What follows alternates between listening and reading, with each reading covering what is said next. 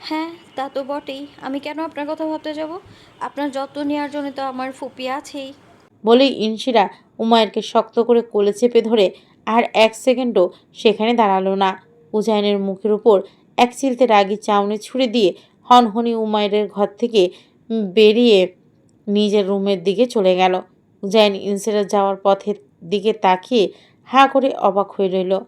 তার ঠোঁটের কোণে এক অজান্তেই অদ্ভুত হাসি ফুটে উঠল। সে নিজের মনে মনেই বিড়বিড় করে বলল, এই মেয়েটার জেদ আর জেলাসি এক ফোঁটাও কমেনি। আগেও যেমন একগুঁয়ে ছিল, এখন যেন তার তীব্রতা আরো দ্বিগুণ হয়ে গেছে। ইনসিরা উমায়েরকে নিজের রুমে নিয়ে আদর করে ঘুম পাড়িয়ে দিল।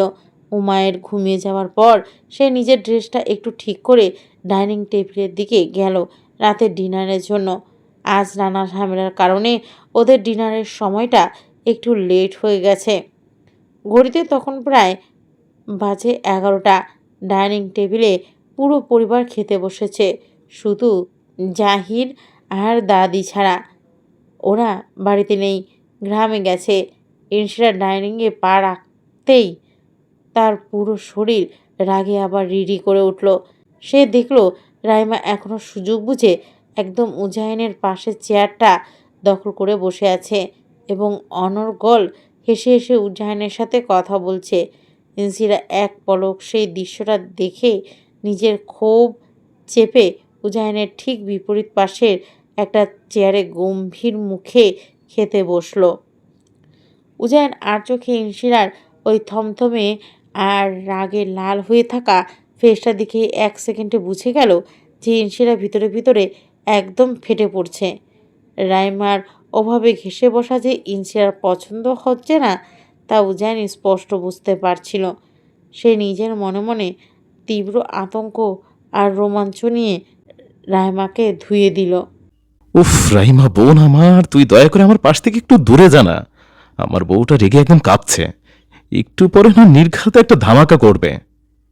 তখন রাইমা উজাইনের আরও একটু কাছাকাছি এসে ওর লন্ডনে ইউনিভার্সিটি আর পড়াশুনো নিয়ে অনর্গল কথা বলতে শুরু করলো। আর কথার এক ফ্লোতে সে উজাইনের ফর্সা হাতটা হঠাৎ করে নিজের হাতের মুঠায় ধরে ফেলল। উজাইন রাইমার এই স্পর্শে চরম থতমত খেয়ে গেল। সে ঝট করে নিজের হাতটা সরিয়ে নেওয়ার চেষ্টা করলো। টেবিলের ওপাশে বসে থাকা ইনসিরার পক্ষে এই দৃশ্য হজম করা আর কোনোভাবে সম্ভব হলো না। নিজের বরের হাত অন্য একটা মেয়ের হাতে এভাবে সবার সামনে ধরেছে, এটা দেখার পর তার তারুণ্যের মাথা পুরো গরম হয়ে গেল। সে নিজের হাতের ভাতের লোকমাটা প্লেটে ধপাস করে ফেলে। উফ আল্লাহ! এই মুহূর্তে আমার একটা খুন করতে মন চাইছে। ইনশিরার এই আচমকা গলার চিৎকার আর এমন কথা শোনা মাত্রই ডাইনিং টেবিলের সবার মুখের খাবার মাঝপথেই আটকে গেল। পিনপতন নীরবতার মাঝে সবাই হা করে ইনশিরার দিকে তাকালো। জারিফ ইনশিরার এই রুদ্রমূর্তি দেখে নিজের চামচটা রেখে হেসে বলল, কী রে আম্মু আমার, হঠাৎ খাওয়া ছেড়ে অমন খুনের কথা বলছিস কেন? কি হয়েছে তোর? কার উপরে তো রাগ? ইনশিরার আম্মু অবাক। ইরা বিকেলেই সেই আচরণ নিয়ে কিছুটা ক্ষিপ্ত ছিল। বাবার অতি আদরে এই অবস্থা মেয়েটার। ইরা ওর দিকে তাকিয়ে বলে, এই মেয়ে, এসব কোন ধরনের কথা? উজাইন চরম অস্বস্তিতে একটা শুকনো ঢোক গিলল। সে খুব ভালো করেই বুঝতে পারছে তার পিচ্চি বউ এখানে কার খুনের কথা বলছে এবং কেন বলছে। সে আর চোখে ইনশিরার ওই জ্বলন্ত চোখ দুটোর দিকে তাকালো। চাচুর প্রশ্নের জবাবে ইনশিরা নিজের রাগটা এক সেকেন্ডে সামলে নিয়ে খুব স্বাভাবিক হওয়ার ভান করলো। সে টেবিলে বসা সবার দিকে তাকিয়ে খুব ফ্রেন্ডলি এবং বাস্তববাদী একটা লুক দিল। ইনসিরা ছোটবেলা থেকেই তার বাবা মায়ের সাথে বন্ধুর মতো মেলামেশা করে, তাই নিজের লাইফের বা বান্ধবীদের সব কথাই সে অকপটে শেয়ার করতে পারে। সে তার বয়সের বাকি মেয়েদের মতো অতিরিক্ত ন্যাকামি বা ঢং একদমই পছন্দ করে না। সে অনেক বাস্তববাদী এবং গুছানো একটা মেয়ে। ইনসিরা খুব ক্যাজুয়াল গলায় জাহিরের দিকে তাকিয়ে বলল, আসলে চাচু, আমার ফ্রেন্ড সুমি আছে না, যার এঙ্গেজমেন্টে আমরা গিয়েছিলাম, হুম, আজও খুব কান্না করছিল। ও জানতে পেরেছে যে ওই ছেলেটার চরিত্র একদমই সুবিধার না। এসব সস্তা মানুষ আমার একটুও পছন্দ না। সুমির অনুষ্ঠানের কথা শুনে উজায়নের চোখে সেই প্রত্যেকটা মুহূর্ত ভেসে উঠল। কিভাবে সে নিজেকে এই জেদি মেয়েটার জন্য বৈধ করেছিল, কিভাবে কবুল বলেছিল। হ্যাঁ, ওই দিনেই ওরা এই পবিত্র এবং হালাল বন্ধনে আবদ্ধ হয়েছিল। এতে কি ইনশিরার দোষ ছিল? এসব কি তার প্রাপ্য? আচ্ছা, ওটা না হয় তাকদিরে ছিল। ইনশিরাও ছোট মানুষ, মোহকে ভালোবাসা বলছে, কিন্তু সে কি করে এই পিচ্চিটার মায়ায় পড়ে গেল? যতই বলুক মানি না, কিন্তু এটা তো সে অস্বীকার করতে পারবে না নিজের মনে। আফসোস এই যে ওই দিনটা ছিল উজায়নের লাইফের সবচেয়ে বেদনাদায়ক, কারণ ওই দিনেই তারা নিজেদেরকে নিজের বলে পেয়েছিল, কিন্তু পেল না পূর্ণতা। জারিফ ইনশিরার কথায় সায় দিয়ে জোরে টেবিল চাপড়ে পড়ল। একদম ঠিক বলেছিস রে আম্মু। চরিত্রহীন এমন সস্তা ছেলেদের আক্ষরিক অর্থেই খুন করে ফেলা উচিত। সুমিকে বলিস ওই বিয়ে ভেঙে দিতে। উজাইন নিজের প্লেটের দিকে তাকিয়ে চামচটা শক্ত করে ধরে মনে মনে এক বুক আতঙ্ক আর হাহাকার নিয়ে বলল, এখন তো আমার মৃত্যু পরোয়ানা জারি করা হচ্ছে। একদিকে শয়তান বউ পরোক্ষভাবে আমাকে চরিত্রহীন বানাচ্ছে, আর অন্যদিকে ওর চাচা মিলে আমাকে খুন করার প্ল্যান করছে। উফ, আমি কিছুতেই মেয়েটার পেঁচানো বুদ্ধির সাথে পেরে উঠছি না। উজাইন আর মুখে কোনো কথা না বলে খুব ভদ্র ছেলের মতো চুপচাপ নিজের ডিনার শেষ করলো। একটা কথাও বলল না, ইনশিরার দিকেও তাকালো না, আর মনে মনে প্রতিজ্ঞা করলো এই রাইমার থেকে 100 হাত দূরে থাকবে। 35 বছর বয়সে কেউ কোনো কলঙ্ক দিতে পারেনি, আর এখন এই পুচকে ডাইনি ওকে এসব বলবে, দোষারোপ করবে যে কিনা 35টা বছর একাই পার করেছে। বর্তমানে সুন্দরী বউ থাকা সত্ত্বেও নিজেকে সংযত রেখেছে, তাও তাও এই শয়তান বউ ওর চরিত্র সন্দেহ করে। রাতের ডিনার শেষ করে উজাইন নিজের রুমে চলে গেল। প্রায় 20 মিনিট পর এক বুক অস্বস্তি নিয়ে ধীর পায়ে ইনসিরার বেডরুমের দিকে এগিয়ে গেল ঘুমন্ত উমায়নকে নিজের ঘরে ফিরিয়ে নিয়ে আসার জন্য। ইনসিরা তখন নিজের পড়ার টেবিলে চেয়ারে বসেছিল, কটমট করে রাগী চোখে উজাইনের দিকে তাকিয়েছিল। উজাইন ঘরে ঢুকে উমায়নের দিকে না তাকিয়ে প্রথমে ইনশিরার সামনে এসে দাঁড়ালো। সে নিজের ভিতরের অস্বস্তি কাটাতে চাইল, বউকে জবাবদিহিতা দিতে চাইল। উজাইন খুব নিচু কিন্তু গম্ভীর গলায়, ইনশিরা, তুমি ডাইনিং টেবিলে এমন সস্তা কথা কেন বললে? তোমার ফুফুকে তো আর আমি নিজে থেকে বলিনি আমার হাত ধরতে বা আমার পাশে বসতে। সে নিজেই তো। ইনশিরা পড়ার টেবিল থেকে এক ঝটকায় উঠে দাঁড়িয়ে উজাইনের কথার মাঝখানে ধারালো খোঁচা দিয়ে বলল, ও আচ্ছা, সব দোষ ফুপির। আসলে বেহায়া পুরুষদের তো মুখ ফুটে কিছু বলতে হয় না। অন্য কোনো মেয়ে নিজে থেকে হাত বাড়ালেই তারা একদম গলে যায়। উজাইনের পুরুষালী এগোতে এই বেহায়া পুরুষ শব্দটা তীরের মতো গিয়ে বিঁধল। সে এক কদম এগিয়ে এসে ইনশিরার চোখ বরাবর তাকিয়ে চোয়াল শক্ত করলো। উজাইন তীব্র কড়া ও রুক্ষ গলায় বলল, বেহায়া? আমি বেহায়া? এসবের মানে বোঝো তুমি? তোমার সাথে কিছু করেছে? বলে সেও কিছুটা এগিয়ে গেল। ইনশিরার একটু অস্বস্তি লাগলো, একটু পিছিয়ে কিন্তু সাহস নিয়ে বলে ওঠে, কি কি করবেন? ছাড় পেতে একদি। তোমার লজ্জা করে না নিজের বাবার বয়সী লোক যে কিনা তোমার বাবার বন্ধু, তাকে ভালোবাসি বলে ঘুরে বেড়াতে? আপনি আব্বুর 3 বছরের ছোট, সো আপনি ওনার সমবয়সী না। আর যেখানে আপনার লজ্জা করে না, বউয়ের। উজাইন আর তাকে কথা বাড়াতে দিল না। তার এই সরল যুক্তি শুনে সে থমকে গেল, তার মাথাটা যেন ফেটে যাচ্ছে। Don't cross your limit Inshira. তুমি কি ভুলে গেছো আমি কে? ইনশিরা ভয় পাওয়ার বদলে আরও এক পা এগিয়ে এসে উজাইনের কাছাকাছি এলো। উজাইনের নাকের ডগায় তখন ইনশিরার সেই চেনা বুনো ফুলের সুবাস এসে আছড়ে পড়ছে। আমি বিন্দুমাত্র ভুলিনি উজাইন সাহেব। খুব ভালো করেই মনে আছে আমার স্বামী হন আপনি। আবার এই একই কথা। উফ ইনশিরা, ট্রাই টু আন্ডারস্ট্যান্ড। এই বিয়েটা জাস্ট বাদ দাও। তোমার সাথে কথা বলে কোনো লাভ নেই। বলেই উজাইন আর এই মায়ার ঘরে 1 সেকেন্ডও দাঁড়াতে চাইল না। সে উমায়েরকে নিয়ে চলে গেল। ইনশিরা এক গভীর রহস্যময়ী বিজয়ের মুচকি হাসি দিল, খুব নিচু ও মায়াবিষণে মনে মনে বলল, বিয়েটা পরিস্থিতির কারণে হয়েছিল, তা তো শুধু আপনিই জানেন উজাইন সাহেব। কিন্তু এমনও তো হতে পারে ওই রাতটা পূর্ব পরিকল্পিত ছিল। এরপর একটা দিন পার হয়ে যায়, দুজনেই এক অদৃশ্য বিরহে ছটফট করছে। পরদিন সন্ধ্যাবেলা ইনসিরা স্টাডি রুমে উমায়েরকে নিয়ে খেলছিল। প্রায় 4 বছরের উমায়ের এখন আধো আধো করে বেশ অনেক কথাই বলতে পারে। বিয়ের পর থেকে ইনসিরা ওকে চুপি চুপি মা ডাকা শেখানোর চেষ্টা করে চলেছে। আজকেও সে উমায়েরকে কোলে নিয়ে বলছিল। বলো তো বাবা, আম্মু। উমায়ের ইনশিরার গাল দুটো হাত দিয়ে চেপে ধরে হঠাৎ করে স্পষ্ট গলায় বলে উঠল, আম উম আম্মু। ইনশিরা এক পলকে থমকে যায়। তার সারা মুখে যেন এক অপার্থিব আনন্দ ছড়িয়ে পড়ল। তখন করিডোর দিয়ে উমায়েরকে নিতে আসার সময় উজাইনের কানে শব্দটা গেল। নিজের বাচ্চার মুখে ইনশিরার জন্য এই ডাক শুনে এক মুহূর্তের জন্য উজাইনের বুকটা এক অদ্ভুত শান্তিতে ভরে গেল। কিন্তু ঠিক তার পরের মুহূর্তে তার মনে এক তীব্র ভয় আর রাগ চড়া দিয়ে উঠল। সে ভাবল, না, এই মেয়ে দিন দিন বেড়েই চলেছে। এই মেয়ে থেকে বের হওয়ার সম্ভব না। ও আমাদেরকে অভ্যস্ত করে দিচ্ছে। উজাইন হন হন করে ঘরে ঢুকে ইনশিরার দিকে তাকিয়ে চোখ রাঙিয়ে উঠল। উজাইন খুব কড়া গলায় ইনশিরাকে বলে, ইনশিরা, ডোন্ট ক্রস ইউর লিমিট। তুমি উমায়েরকে এসব কি শেখাচ্ছ? ও তোমাকে কেন মা ডাকবে? তুমি এখানে দাঁড়িয়ে থাকো, এক পা নড়বে না। বলে উজাইন উমায়েরকে ইনশিরার কোল থেকে প্রায় কেড়ে নেওয়ার মতো করে তুলে নিল। ইনশিরা আচমকা এমন হওয়াতে সে কিছু বলতে পারল না। বাইরে গিয়ে উমায়েরকে দাদির কাছে দিয়ে সে আবার রাগ নিয়ে ইনশিরার রুমে ফিরে এলো এবং দরজাটা টেনে দিল। উজাইন ইনশিরার সামনে এসে এক বুক টান করে দাঁড়ালো। তার চোখে মুখে এক অদ্ভুত নির্মমতা। তবু ইনশিরা হাঁ করে তাকিয়েছিল ওর দিকে। কেন জানি এই লোকটাকে দেখলেই অস্বস্তি লাগে, আবার শান্তিও লাগে, রেগে গেলেও ভালো লাগে। উজাইনের মা ছিলেন একজন খাঁটি বিদেশি নারী।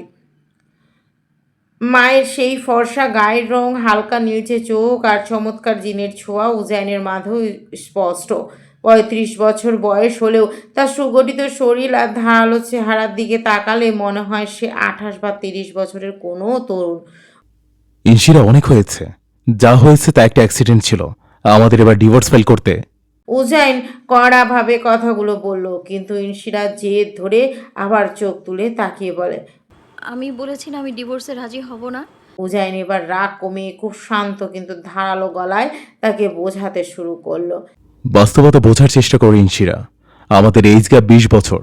তুমি এখন মাত্র 16তে পা দিয়েছ, আর আমার বয়স 35। ফিউচার কি হবে ভেবেছ? তুমি যখন তোমার তারুণ্যের সেরা সময় থাকবে, আমি তখন প্রায় বুড়ো হয়ে যাব। সমাজ, পরিবার সবাই আমাদের এই সম্পর্ক নিয়ে হাসাহাসি করবে। ইউ ডিজার্ভ সামন ইউর এজ। আমার মতো মানুষের সাথে আটকে থেকে নিজের লাইফ স্পয়েল করো না।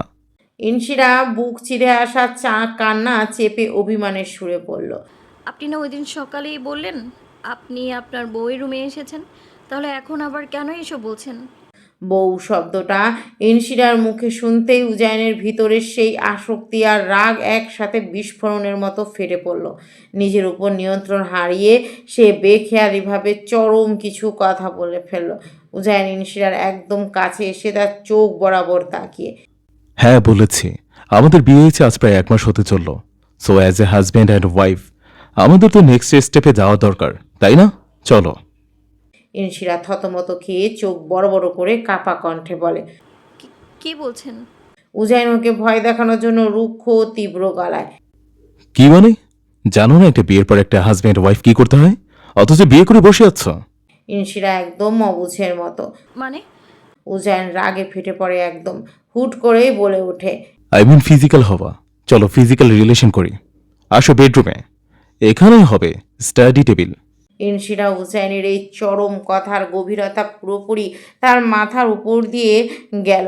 সে একদম বোকার মতো সরল চোখে উজাইনের দিকে তাকিয়ে পড়ল। না মানে কিছুদিন অপেক্ষা করুন। আপনি এত অস্থির হয়ে যাচ্ছেন কেন? ইনশিরার এই নিষ্পাপ বোকাটে আর সরল জবাব শুনে উজাইন যেন আকাশ থেকে পড়ল। তার নিজের মুখের কথা লাপাত্তা হয়ে গেল। সে চরম অপ্রস্তুত লজ্জিত হয়ে এক পা পিছিয়ে গেল।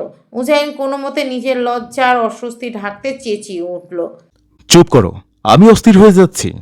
হোয়াট এভার, কাল সকালে রেডি থাকবে, আমরা ল ফার্মে যাব। উজাইন, চুপ থাকো, তোমার এসব চাইল্ড বিহেভিয়ার জাস্ট ইরিটেটিং লাগছে। দম আটকে যাচ্ছে আমার। বলেই উজাইন আর 1 সেকেন্ডও সেখানে দাঁড়ালো না। তীব্র অস্বস্তি আর লজ্জায় ঘর থেকে প্রায় পালিয়ে যাওয়ার মতোই বেরিয়ে গেল। রাত তখন 9:30। ডাইনিং টেবিলে সবাই বসেছে, কিন্তু ইনশিরার জায়গাটা খালি।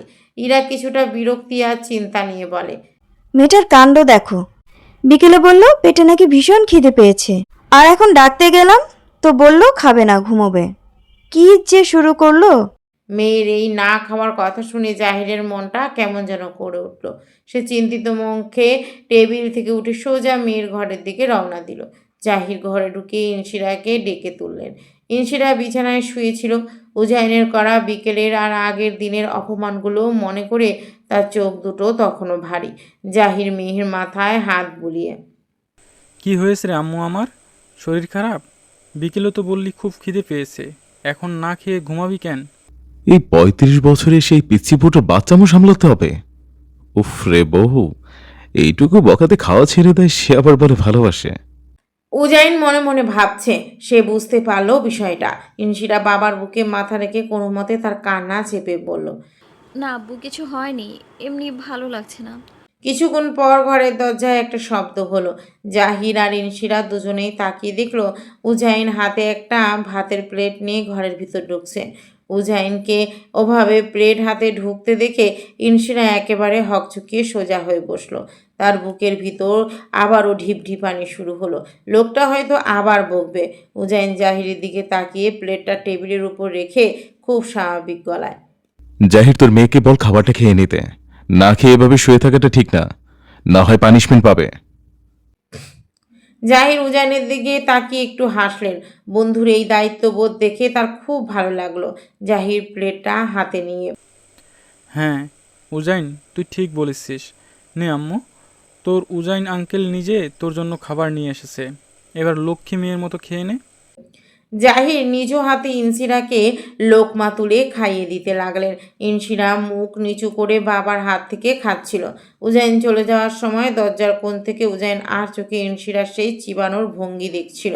ইনশিরার চোখের কোণে জল আর বাবার প্রতি তার এই আদুরের রূপ দেখে উজাইনের বুকের ভিতর আবার এক অদ্ভুত মায়ার টান অনুভূত হলো, যা সে কোনোভাবেই অস্বীকার করতে পারল না। পরদিন সকাল। গতকাল উজাইন কড়া গলায় বলেছিল আজ সকালে রেডি থাকতে, কারণ ওরা ল ফার্মে গিয়ে ডিভোর্স ফাইল করবে। কিন্তু ইনশিরা উজাইনের চেয়েও এক কাঠি উপরে। সে উজাইন ঘুম থেকে ওঠার আগেই ফজরের নামাজ আদায় করে ব্যাগ খাতা গুছিয়ে ফ্রেশ হয়ে রেডি হয়ে ভোর 7টার দিকেই বাড়ি থেকে বের হয়ে নিজের কলেজ এবং প্রাইভেটের উদ্দেশ্যে চলে গেল। সারাটা দিন সে বাড়ির বাইরে কাটালো, যেন উজাইন তাকে ডিভোর্স পেপারে সাইন করানোর কোনো সুযোগই না পায়। সে যখন বাড়ি ফিরল তখন প্রায় সন্ধ্যা নেমে গেছে। রাত প্রায় 10:30। রাতে ডিনার শেষ করে ইনশিরা পা টিপে টিপে উমায়ের ঘরের দিকে যাচ্ছিল। ঠিক তখন স্টাডি রুমের দিক থেকে পরিচিত দুটো কণ্ঠস্বর তার কানে এলো। দরজাটা সামান্য ফাঁক করা ছিল। ইনশিরা উকি দিয়ে দেখলো ভিতরে তার জাহির আর উজাইন বসে কথা বলছে। ইনশিরা কৌতূহলী হয়ে দরজার আড়ালে দাঁড়িয়ে আড়ি পাতল। জাহির উজাইনের কাঁধে হাত রেখে খুব ক্যাজুয়াল গলায়, কিরে উজাইন, তোর ওই বিজনেস ম্যারেজটা তো টিকলো না। সেরিন যা করেছে ও রাজি ছিল না, তা আগেই বলতে পারতো। কি আর করার, তাকদিরে ছিল। সে বিয়েটা ডিল হিসেবেই রেখেছিল, আর সে তার উগ্র মাতা লাইফস্টাইলেই ছিল। মেয়েটা তো আগে থেকেই এমন ছিল, বিয়ের সময় শুধু ফর্মালিটি মেনটেন করেছে। ওসব বাদ দে, আমি খুব শীঘ্রই লন্ডনে ব্যাক করব। এখনই কেন? আচ্ছা, এখন কি আর বিয়ে শাদী করার কোনো প্ল্যান আছে, নাকি এভাবেই একা কাটাবি? উজাইন একটা দীর্ঘশ্বাস ফেলে মুখে খুব স্বাভাবিক থাকার ভনিতা করে। আপাতত না রে জাহির, আমরা এভাবেই ভালো আছি, তাই এসব নিয়ে এখন একদমই ভাবছি না। মুখে এ কথা বলল উজাইন মনের ভিতরে এক অদ্ভুত হাহাকার জেগে উঠল। সে মনে মনে বলল, তোর মেয়েকে তো নিজের বউ করে বসে আছে জাহির, কিন্তু তোকে মুখ ফুটে সে সত্যিটা বলার সাহস বা মুখ আমার নেই। ওইদিকে ইনশিরা দরজার আড়ালে দাঁড়িয়ে মনে মনে ভাবছে, উফ, এই আব্বুটাও না, উনি হয়তো দুনিয়ার প্রথম শ্বশুর যে কিনা নিজের মেয়ের জামাইকে অন্য বিয়ের কথা বলছে। কিন্তু সে চমকে গেল এটা শুনে যে উমায়ার লন্ডনে ফিরে যাবে। তারপর সে আবার আড়ি পাতল বাকিটা শোনার জন্য। আর জাহির উজাইনের নীরবতা দেখে আলোচনার মোড় ঘুরিয়ে দিল। তার মুখভঙ্গি কিছুটা গম্ভীর এবং সহানুভূতিশীল হয়ে উঠল। আচ্ছা উজাইন, আমাইরের খবর কি বলতো? আঙ্কেল আর আন্টি কি শেষ পর্যন্ত ওকে আর ওর হাজবেন্ডকে মাফ করে দিয়েছেন? ওনারা কি এখন উমায়রাকে মেনে নিয়েছেন? আমাইরা নামটা শোনা মাত্রই উজাইন যেন পাথরের মতো স্তব্ধ হয়ে গেল। তার চোখের সামনে চারপাশের আলো ম্লান হয়ে গেল।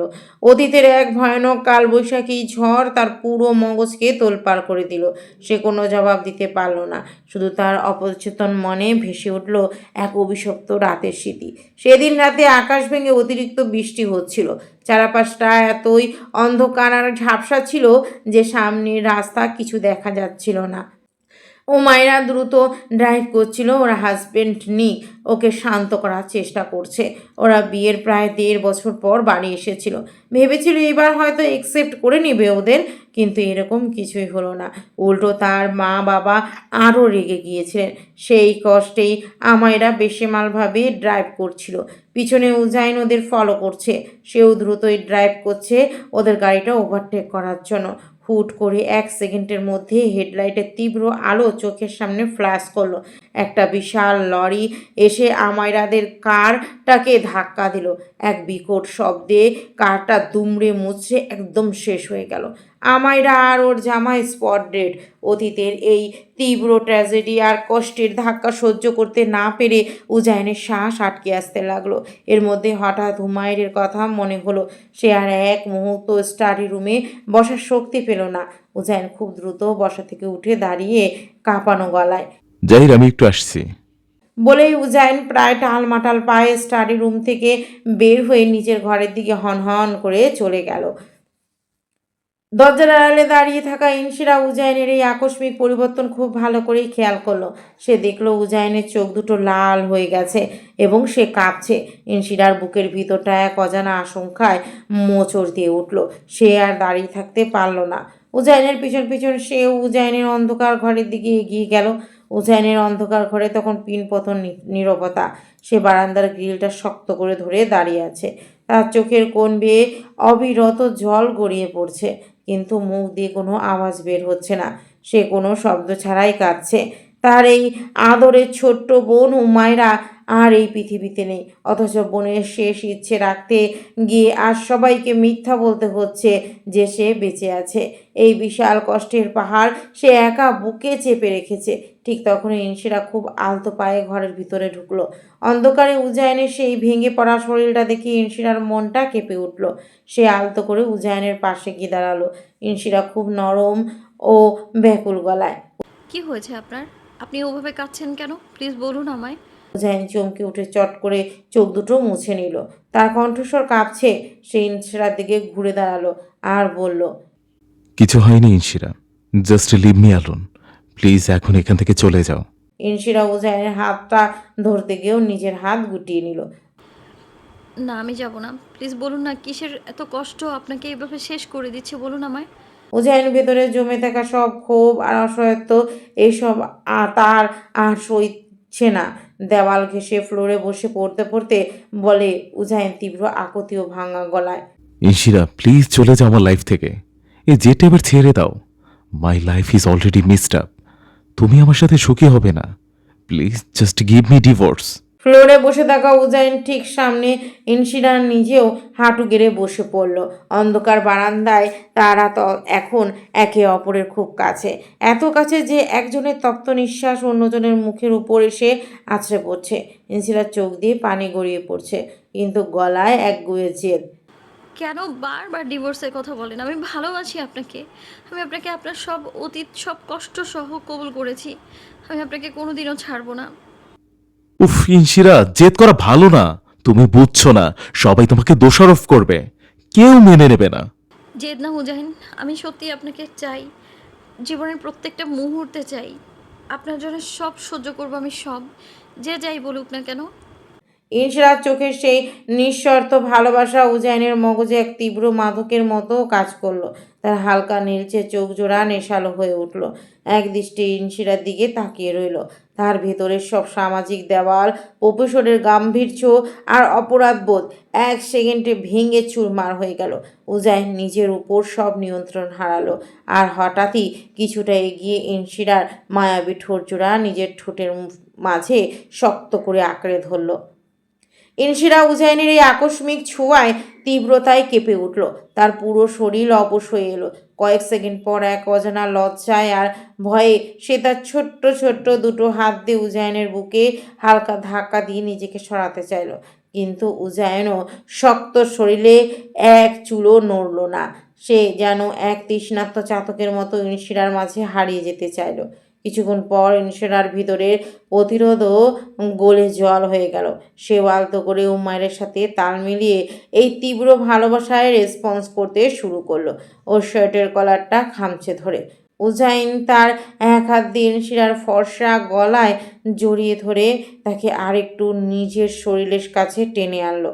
ইনশিরার নিঃশ্বাস আটকে আসছে, কিন্তু উজাইন ও ঠোঁট জোড়াতেই মগ্ন।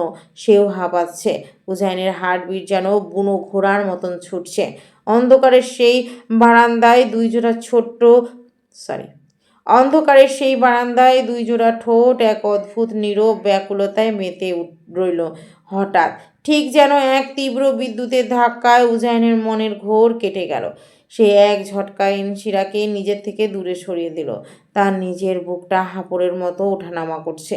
উজাইন বড় বড় চোখ করে ইনশিরার দিকে তাকালো। ইনশিরা তখন ফ্লোরে বসে জোরে জোরে শ্বাস নিচ্ছে। তার ঠোঁট জোড়া কাঁপছে, আর সারা মুখ এক চরম লজ্জা ও থতমত খেয়ে যাওয়ার আভায় লাল হয়ে উঠেছে। উজাইন আর এক মুহূর্ত সেখানে দাঁড়ালো না। সে তীব্র এক আত্মঘৃণা আর অপরাধ বোধে ভুগতে ভুগতে ঘর থেকে প্রায় ছিটকে বেরিয়ে গেল। সে সোজা বাড়ির বাইরে অন্ধকার রাস্তায় গিয়ে থামলো এবং নিজের চুলে খামচে ধরল। উজাইন নিজের মনেই ধিক্কার দিয়ে মনে মনে চেঁচিয়ে উঠল, ছি Uzain, how could I do this? আমি কিভাবে এতটা বেসামাল হয়ে গেলাম? This is disgusting. আমি আমার নিজের উপর কন্ট্রোল রাখতে পারছি না।